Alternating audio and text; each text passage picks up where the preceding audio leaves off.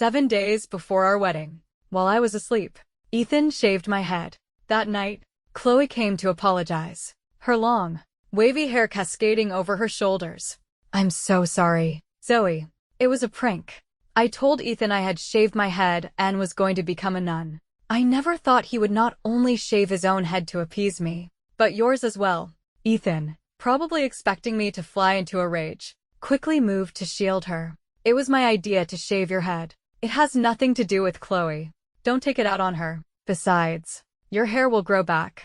We can just wear wigs for the wedding. What do you think?" He didn't know that I had no intention of marrying him. My parents had found me a month ago and asked me to move abroad to live with them. Just a moment ago, I had booked a flight to France. After an 8-year relationship, I didn't want to make a scene before we parted ways, so I held my tongue. I just watched him in silence. "Zoe, I was inconsiderate this time. Ethan's head drooped under my silent gaze, and he reached for my hand. Before he could finish, Chloe conveniently popped out from behind him. She pouted. "Zoe, don't be mad at Ethan. You're getting married soon. You shouldn't be fighting at a time like this. Besides, didn't he shave his head with you?" I looked at the person feigning innocence before me and felt a surge of irony. My expression must have provoked Chloe. Her face instantly darkened, then contorted into a look of grievance. "Zoe, would you be happy if I shaved my head too?" Her red-rimmed eyes made it seem as if I were the one at fault. "Fine," I said with a faint smile, my eyes fixed on Chloe's long, black hair. "If you want to shave it, go ahead. This whole thing started because of you. After all." Chloe, not expecting me to say this, froze. After a moment of panic, she regained her composure. She picked up a pair of scissors from the table. Her eyes filled with tears as she looked at Ethan. "As long as it makes Zoe happy, I'll do anything." Ethan's face darkened a shade. "It's just hair. As long as she can forgive Ethan, I don't mind at all." With that, she closed her eyes, her face a mask of agony, and with a loud, wailing cry, she raised her hand. As expected, in the next second, a strong force snatched the scissors from her hand. They clattered to the floor with a sharp thud. Ethan's face was a storm of fury. "Zoe, Chloe is just a kid. Can't you cut her some slack? I'm the one who cut your hair. What does it have to do with her? It's just a haircut. Do you have to make such a big deal out of it and force her to cut hers too?" His brow furrowed. Chloe has always been self-conscious about her appearance. If she loses her hair, how is she supposed to face anyone? Don't you know how much that would hurt her? Can't you just be a little more understanding and stop being so unreasonable? His words stung, a bitter taste filling my mouth. It felt as if all the years I had dedicated to him were a joke. "Ethan, I'm your girlfriend, your fiancé." I clenched my fists, my voice strained. "You need to get that straight." I don't know which of my words set him off, but he suddenly became agitated, his voice rising in anger, the veins on his neck bulging. "Zoe, what are you insinuating? My feelings for Chloe are purely platonic, like a brother and sister. There's nothing going on between us. Stop being so paranoid. It was a small thing. Why do you always have to blow it out of proportion?" With that, Ethan took Chloe's hand and turned to leave. Before he walked out, he looked back at me, his gaze deep. "Zoe, you need to think about this. It's bad luck to see each other before the wedding. So let's not meet for the next few days. And this was just a little prank. Don't tell anyone. It wouldn't be good for Chloe." Throughout the entire exchange, Ethan's priority was Chloe. He never once thought of me. The door clicked shut. His last words echoed in my ears. 7 days from now, I'm still going to marry you." I looked up at the ceiling, a bitter taste in my mouth. "Ethan, I'm not going to marry you. Not now. Not ever." The sun had long set. I sat on the balcony, staring blankly at the bustling city below. After a long while, I took my phone out of my pocket. A notification popped up. Someone I frequently visited had posted something. Thinking it was Ethan, I tapped on it. To my surprise, it was Chloe. It was a minute-long video. A blue sky, white clouds, and the sound of cicadas buzzing from a tall camphor tree. Ethan stood under the tree, smiling gently at the person filming. "Chloe, look. The words we carved on the trunk when we were kids are still here." The wind ruffled his hair. He looked so beautiful, while I was sitting alone in the dark. They were laughing, reminiscing about their past. The video caption read, So glad that you from the past is still by my side. Unsuspecting netizens, moved by their intimacy, flooded the comments with well wishes. Childhood sweethearts. They're so perfect together. This is like something out of a romance drama. I'm so jealous. Please, let them get married soon. As everyone knows, I'm the Civil Affairs Bureau. A sea of blessings. Glaring and painful. A heavy weight pressed on my chest, making it hard to breathe. A short while later, Chloe replied to a comment. Don't get the wrong idea. Everyone, my big brother is getting married soon. His fiancé is very beautiful. She even thoughtfully tagged me at the end. In just 2 minutes, my social media was inundated. My comments section and private messages were filled with the vilest insults. Slut. Home. Wrecker. Mistress. Someone even told me to go die. My hand, holding the phone, trembled. Memories flooded back. I suddenly remembered the past. I met Ethan in college, at the freshman welcome party. He stood up for me when someone was trying to force me to drink. After that, we became friends. In the second semester, he started to pursue me. Flowers, gifts, picking me up and dropping me off at school. He was incredibly gentle.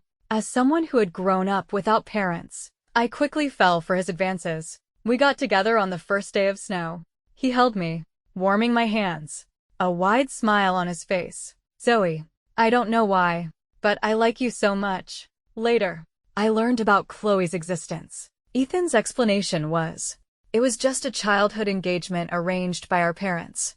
It doesn't count. Zoe, I've already broken it off. Chloe is just a sister to me. You're the only one I like. At first, Chloe was restrained, but gradually, she showed her true colors, eating Ethan's leftover cake, wearing his pajamas, linking her arm through his while shopping, even sleeping in his bed. I remember once, she whispered in my ear, "Don't you feel like a mistress, Zoe?" That time, I had a physical fight with her. The result was a month of the silent treatment from Ethan. After that, Chloe became more and more brazen. Before, I would have made a huge scene, but now, I read through all the hateful comments with a blank expression. I liked Chloe's post.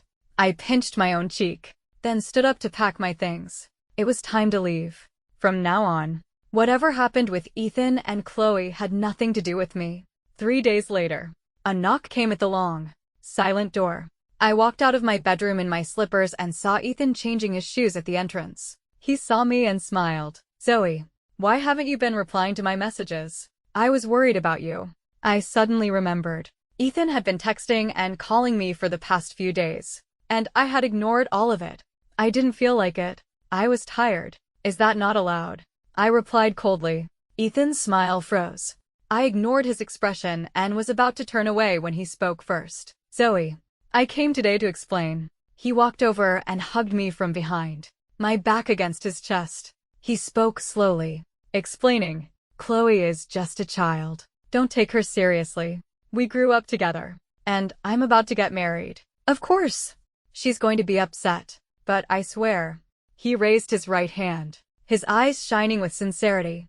I have never crossed the line with her. Zoe, I promise. After we get married, I will keep my distance from her. Ethan spoke with such earnestness, but my heart remained unmoved. See, he knows what's right and what's wrong. Okay. I nodded flatly, breaking free from his embrace. I looked him in the eye. But I need to make one thing clear. I am not the third party in your relationship. We got together because you pursued me. I know.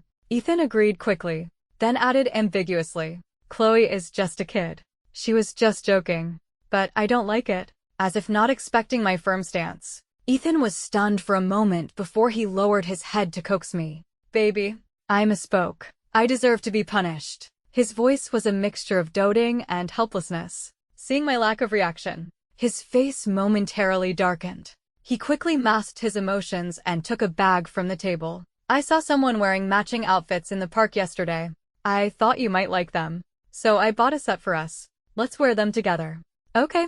A hot kiss landed on my cheek. I stared blankly at the bag in his hand, a sense of disorientation washing over me. When we first got together, I was full of girlish fantasies. I loved anything that came in pairs. Matching outfits, matching toothbrushes, matching mugs, matching bracelets. But whenever I excitedly showed him the things I had carefully chosen, Ethan would always frown and pour cold water on my enthusiasm. Zoe, how old are you? Don't be so childish. Besides, Chloe is still young. She'll throw a fit if she sees us like this. Chloe was only 2 years younger than me, but in Ethan's eyes, she was a child, and everything she did could be excused. Back then, I was hurt and sad, but now, I didn't need it anymore.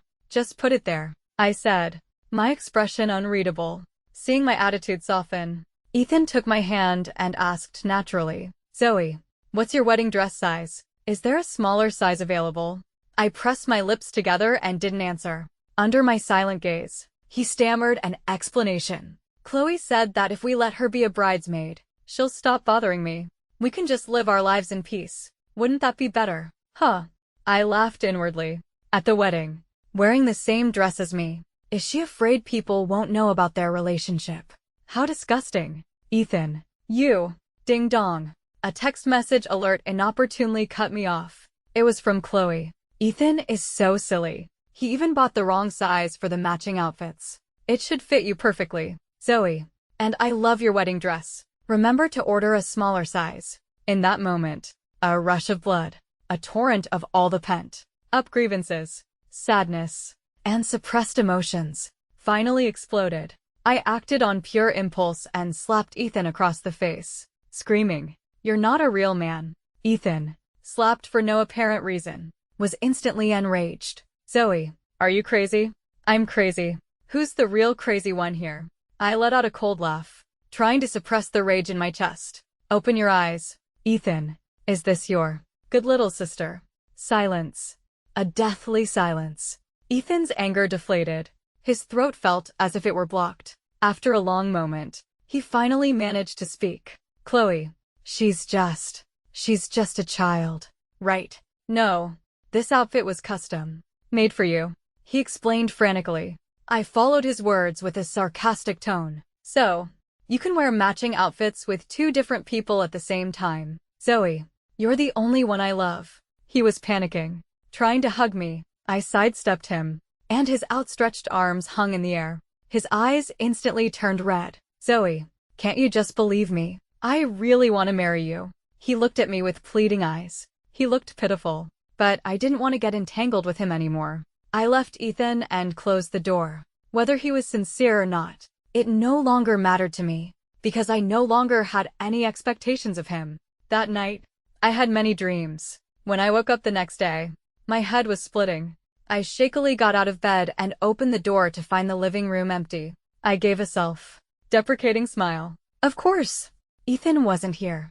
But there was hot food on the dining table. This was the first time in all these years that Ethan had ever cooked for me.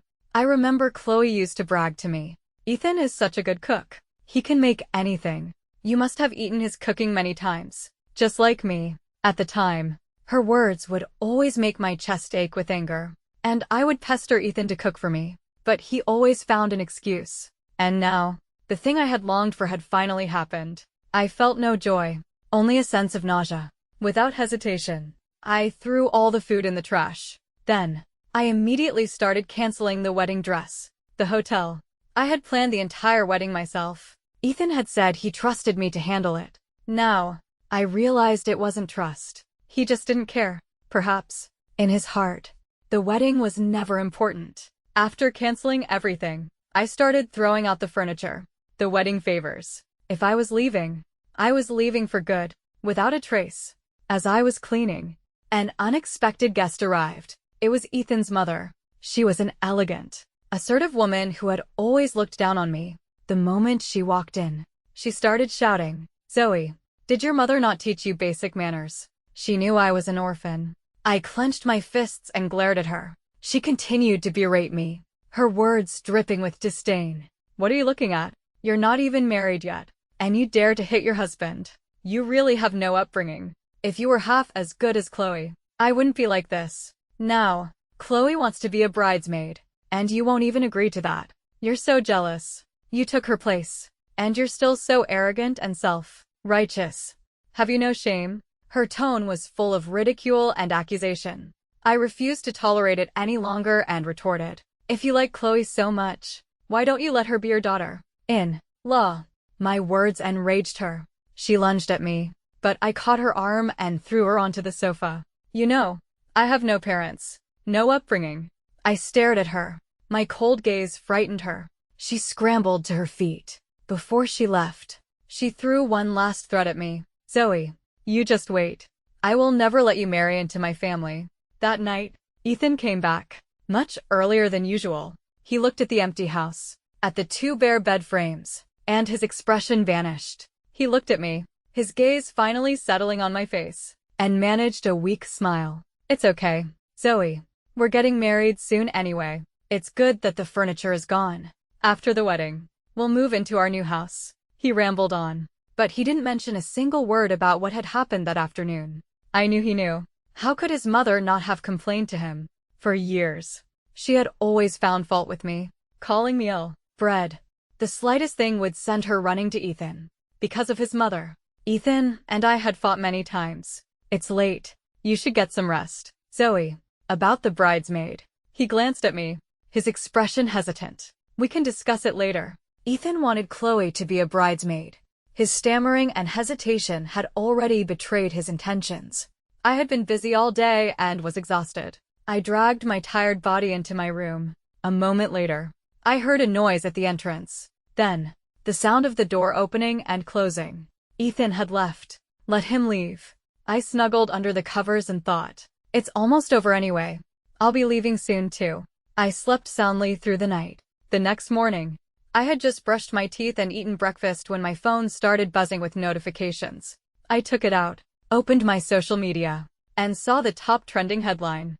I couldn't help but laugh. I finally understood what Ethan's mother had meant when she said, "You just wait." At 2 in the morning, Chloe had posted a long story about her and Ethan, embellished and exaggerated. It was a dramatic, tear-jerking, epic romance. And in this story, I was the unequivocal villain, the mistress. I had destroyed their love. Something about the childhood sweetheart being replaced by a newcomer. The post had gone viral overnight. This morning, it was the top trending topic. The comments were all in her favor. Chloe had chosen to reply to the most typical one. My big brother is getting married soon. I can only wish him happiness, as long as he's happy.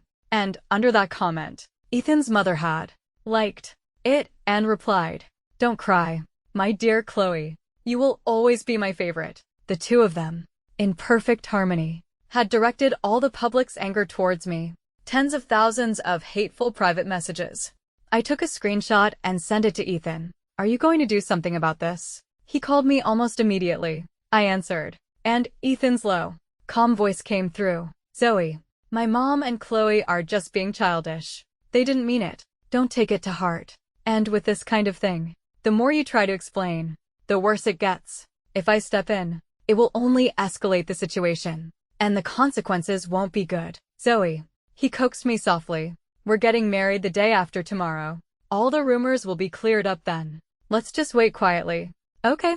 My grip on the phone tightened. I bit my lip hard.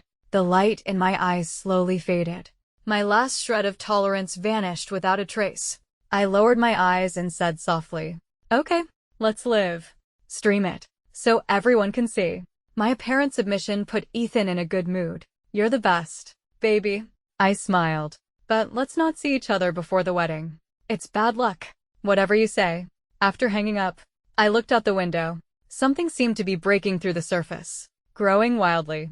In the days leading up to the wedding, I stayed up late every night. I compiled all the videos and chat screenshots I had painstakingly found into a single folder on a USB drive. I planned to give Ethan a big gift at the wedding. The wedding day arrived. The makeup artist beside me gasped, "Miss Zoe, you are so beautiful."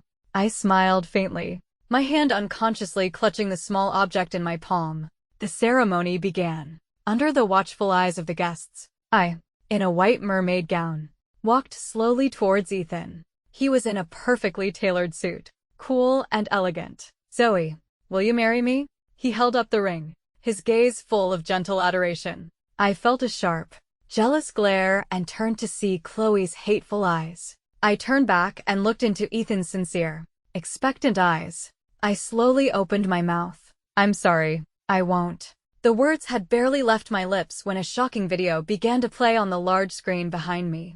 The man and woman in the video were engaged in some very explicit activities. The woman was Chloe. Her eyes widened in fury. She lost all her composure and lunged at me, screaming, "I bought all the copies of that video. Where did you get this?" "Your ex-husband gave it to me." "Of course," I stated flatly. Only then did Ethan understand why Chloe had broken off her previous engagement. She had been married, had been pregnant, and had an abortion. The video was short, only 2 minutes. Then, the next one began. Ethan's mother's shrewish voice echoed through the banquet hall. Her words were vile. A stream of insults directed at me. The guests began to whisper, "Zoe, what are you doing?" Ethan roared at me. I didn't answer. Instead, I took off the tiara and the wig, revealing my shaved head. The room erupted in gasps. Through the video, everyone heard Ethan's words from that night, and Chloe's. Friends only. Posts. Her taunts. Her insults. Video after video. Picture after picture. It was all the injustice and grievances I had endured for years. Someone in the crowd spoke up for me. Sharp words became daggers, piercing Ethan, piercing Chloe. The scene descended into chaos. Ethan ran over and cut the power. Amidst the noise, I heard his furious roar. But what did any of that have to do with me? I, dragging the long train of my wedding dress, walked steadfastly towards the exit. The sun outside was warm and bright. A gentle breeze caressed my face. I greedily breathed in the fresh air and looked up at the white clouds in the sky, like a bird breaking free from its cage. In that moment, I had found my freedom. The sky was vast. The sea was wide. Some people you will never see again in your life. 25 years of my life. And this was the first time I had ever celebrated the new year with my family. Even though it was in a foreign country, happiness enveloped me. It had been over 3 months since the wedding day, and my hair had started to grow back. The winter in France was exceptionally cold. My mother had knitted me a scarf and a hat. "Sweetheart, do you like this coat?" Looking into my mother's gentle, loving eyes, tears welled up. "I love it." My voice was thick with emotion. "What's wrong? Sweetheart, are you not used to living here?" My appearance startled her. She rushed over, touching my face, kissing my forehead. "Are you not feeling well?" I shook my head frantically, but the tears wouldn't stop. A familiar male voice sounded from behind me. I turned and saw my father holding a string of candied hawthorns. His shoulders were damp with rain and snow, but his face was full of smiles. I don't know how far he had run to buy these here. My sobs grew louder, attracting the attention of passers-by. My mother held me close, gently patting my back. "It's okay, sweetheart. You have a mother and a father now. From now on, I have parents too." I thought to myself, it's so good. Time passed. Day by day, we celebrated the new year in France. And then my parents took me back to our home country to pay respects to our ancestors. Surprisingly, our ancestral home was also in the same city, though I didn't run into anyone I shouldn't have. After 6 months, I heard news of Ethan again. According to a journalist friend of mine, a lot had happened after I left the wedding. Chloe's true nature was exposed. The mask she had worn for so long brutally torn off. Ethan hated her. During her incessant pestering, he had slapped her several times. Her own parents, ashamed of her, had disowned her. Ethan's mother was no saint either. At the wedding, she had pinned Chloe to the ground and beaten her, nearly ruining her face. Later, the incident escalated, and the internet exploded. Ethan's family was doxxed, and they received all sorts of threats and disturbing dolls in the mail every day. Ethan's company took a huge hit. Investors pulled out, projects were halted, and his assets were frozen. Overnight, Ethan became a pariah. Once, when someone was verbally abusing him in public, his mother, unable to bear it, had run the person over with her car. She was later arrested and sentenced to 6 months in prison for intentional injury. She had just been released. "So, Zoe, satisfying, isn't it?" My friend, Maya's excited voice came through the phone. She was a journalist, and it was thanks to her that I was able to fight back at the wedding. "Scumbags like that, you should just let them destroy each other." "I'll tell you, I just heard another piece of gossip. Apparently, Ethan." Maya was still chattering away, but I couldn't hear her anymore. A fog seemed to envelop me. I couldn't see, couldn't hear. Across the street, at the crosswalk, I saw a familiar figure. It was Ethan. The unexpected encounter left me in a daze. I looked down and quickly walked past him. But he called out to me, "Buy 1,000 in furniture. Get 100 off." Just at the corner of Springwind Road, a flyer was thrust in front of me. Ethan bent down slightly, looking up. When he saw my face, his whole body trembled. He had lost his former glory. He was covered in a shadow of gloom. He opened his mouth, but his throat felt as if it were blocked. "Zoe, long time no see." Ethan's voice was low and hoarse. His face was darker, and there were even a few white hairs. His clothes were wrinkled. He no longer looked like the golden boy he once was. "I never thought I'd see you again." His eyes were red, filled with the joy of reunion. "I've been wanting to go abroad to find you, to apologize." Sweetheart, it's getting late. We need to go home." Someone interrupted him. A luxury car was parked by the side of the road. The window rolled down, and my mother's anxious voice came out. The butler got out and opened the car door for me. Respectfully, "Miss, please get in." I looked back at him, my voice flat. "An apology is not necessary. A late apology is worthless." With that, I got in the car and drove away. Ethan stood frozen, staring at the exhaust fumes, the flyers in his hand falling to the ground and scattering in the wind. The next second, a heavy hand slapped the back of his head. "If you can't do the work, then get lost. I hired you to work, not to pick up girls. Look at you. You're a mess. Even if you handed out flyers for a month, you couldn't afford one of her bags. Stop dreaming about things you can't have." A fat man pushed Ethan, cursing. "Damn it. Pick up the flyers and get back to work. If you don't bring in a single customer today, you're fired." With a face like that, no one would even want to be your sugar baby. Ethan clenched his fists, the joints cracking. His pride was crushed in that moment. "I will make her forgive me," he muttered to himself. "Zoe is the softest-hearted person I know. She'll definitely forgive me. And then, my family will go back to the way it was." Since that chance encounter on the street, Ethan had started appearing around me, like a ghost. He had gotten a haircut, a facial, and even bought a suit that didn't quite fit. But he couldn't hide the exhaustion on his face. "Zoe, you love the pancakes from the shop on South Street. Here are some roses for you. You used to want them so much. I heard a new restaurant for couples just opened. I made a reservation. Shall we go tonight?" "Zoe, the sunrise from the mountain is beautiful. Let me take you to see it." "Okay." For a whole week, Ethan tried all sorts of ways to get my attention. I treated him with cold indifference, but it didn't dampen his enthusiasm. He was pursuing me with the same fervor he had in our freshman year. But this time, I wouldn't give him any chance. "Ethan, you're so boring," I said coldly. "You think an apology will fix everything. What about all the pain you caused me over the years?" "What?" "Now that Chloe is gone, and you're no longer the center of attention, you're coming back to me."